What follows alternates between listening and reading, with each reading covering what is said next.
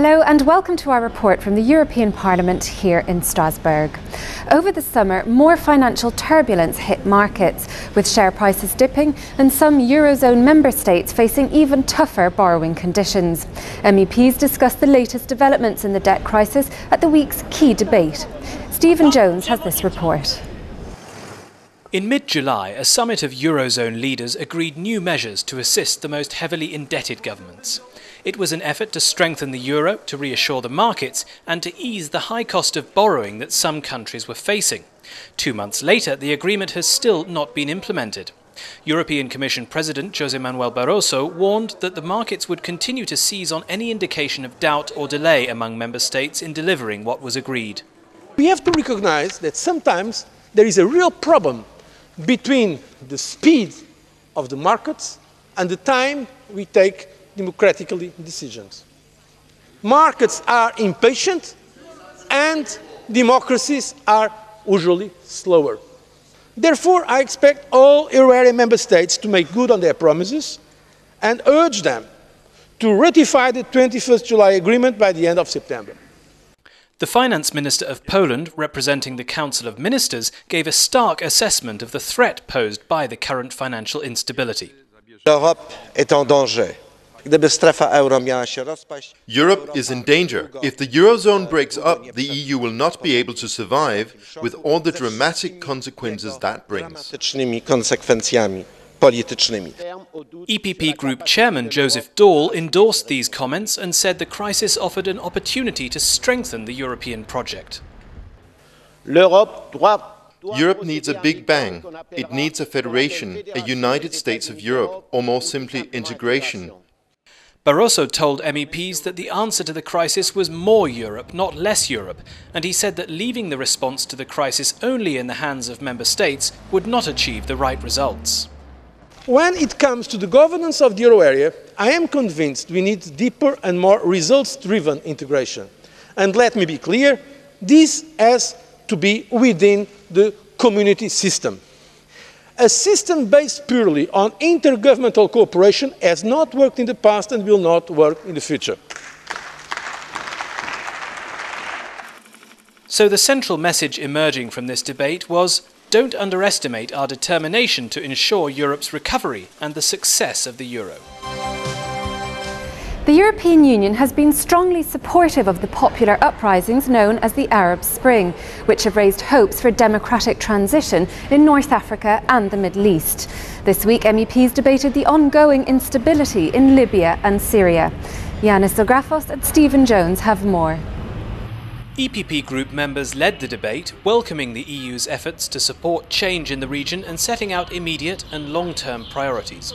Yanis Kasselidis, EPP Group Vice Chairman and Foreign Affairs spokesman, talked about the situation in Syria, where the regime of President Assad is still defying calls from Syria and the outside world to resign. Mr. Kasselidis strongly criticised the United Nations Security Council's failure to take decisive action against the dictator in Damascus. Over 2,600 people lost their lives due to the lethal force used by the Syrian authorities against unarmed civilian demonstrators. This continues now for the last 5 months, and the regime shows no signs of changing policy. This is an intolerable situation. For how long will the international community continue to be a spectator to such bloodshed? Shame to the Security Council for not being able until now to agree on a resolution, contenting themselves to a mere statement. One wonders how Russia and China can remain passive towards these cold-blooded massive assassinations. Mr. Kasselidis praised France's Foreign Minister Alain Juppé, who has strongly condemned Russia and China's stance in favour of the Syrian regime. He also applauded the EU's decision to impose strict sanctions. In a debate on the evolving situation in Libya, EPP Group member José Salafranca pointed out that ousting Gaddafi was possible thanks to the collaboration of NATO and the European Union. He also praised the determination and courage of the Libyan people, which has led to the downfall of a hated regime. And he underlined the importance of the Arab Spring to reducing the threat of Islamist fundamentalism. The EU must establish the Arab Spring as one of its priorities for two reasons. First of all, to rise to the cries for freedom and dignity that can be heard all around North Africa and the Arab countries, and secondly, to avoid radical Islamic fundamentalism nestling into our environment, thwarting the transition process in these countries, and especially threatening freedom with barbarity and fanaticism again. How to enhance the EU's border security while at the same time ensuring protection for fundamental rights. It's a challenge MEPs believe they've met this week by voting in favour of a report demanding improvements in the way our borders are secured. Gunnar Larsson and Peter Adler report. Parliament has approved a substantial overhaul of Frontex, the European Agency for External Border Security. Parliament's lead MEP on Frontex is Simon Busuttil from Malta, EPP Group spokesperson on the Committee on Civil Liberties, Justice and Home Affairs.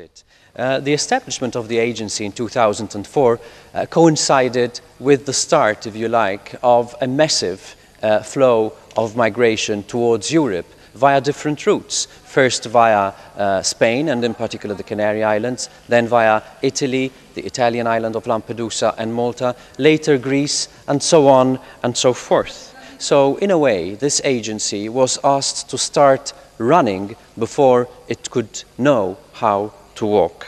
Frontex coordinates member states' work to improve border security. When a member state needs assistance, others will come to its aid. Now the agency will receive new tools to further improve security. Now here we focused a lot on compulsory solidarity.